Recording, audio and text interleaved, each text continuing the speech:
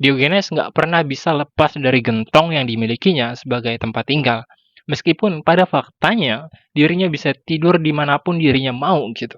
Bahkan dirinya itu masturbasi atau onani di depan pasar, tapi tetap aja dia nggak bisa lepas dari gentong keramat yang dimilikinya. Pertanyaannya, kenapa?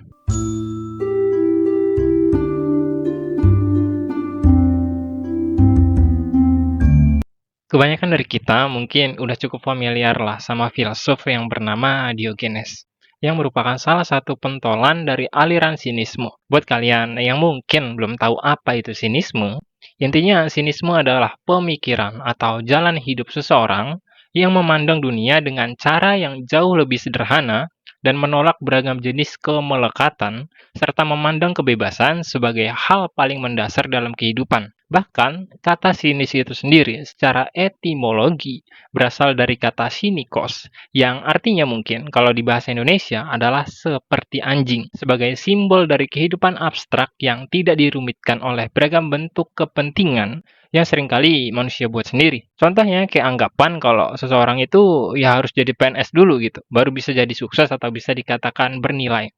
Dalam pandangan sinisme, anggapan itu cuma stereotip yang manusia ciptain sendiri untuk memperumit hidup kita.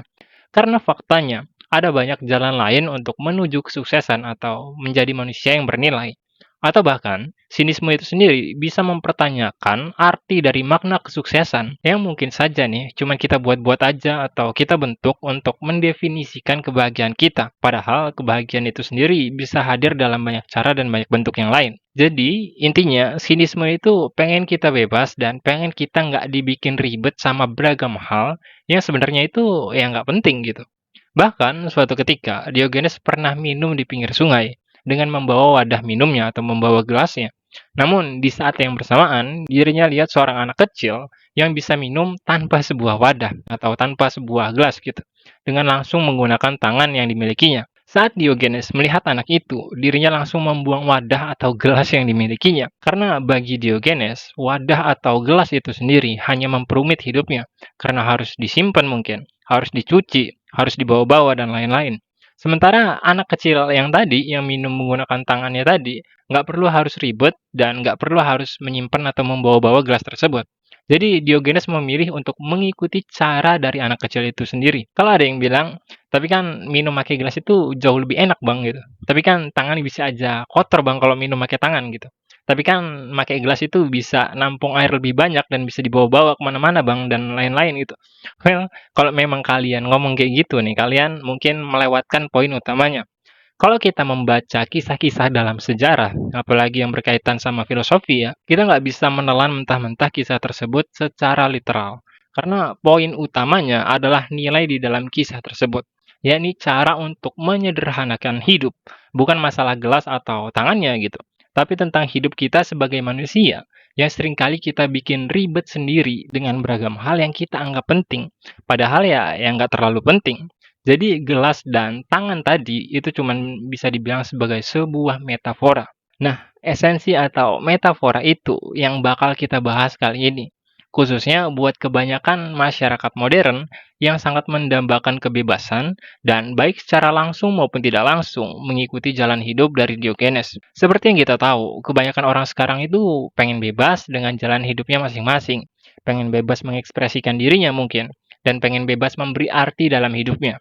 Hal itu akhirnya buat kehidupan masyarakat modern sekarang semakin beraneka ragam, entah itu dengan segi sifatnya, karakternya, kebiasaannya, hobinya, pekerjaannya, dan lain-lain.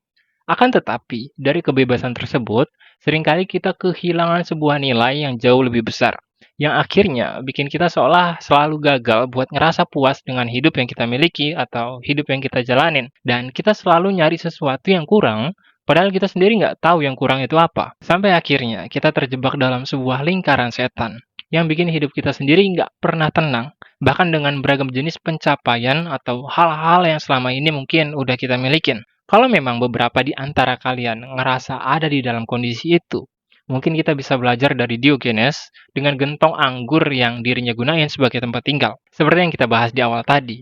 Diogenes itu adalah seseorang yang sangat tergila-gila dengan kebebasan dan hidupnya itu yang nggak mau ribet gitu.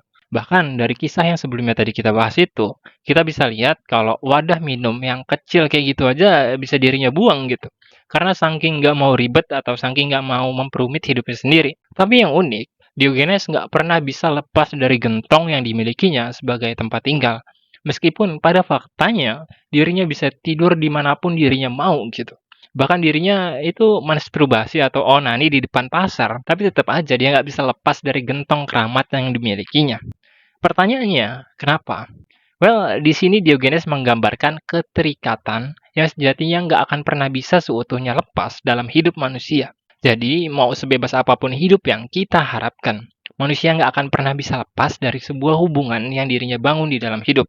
Hubungan antara Diogenes dengan gentong yang dimilikinya mewakilkan keterikatan tersebut, bahwa sejatinya manusia harus punya sesuatu yang dirinya anggap penting, meskipun kehidupan itu sendiri ya dipenuhi dengan beragam hal yang nggak penting.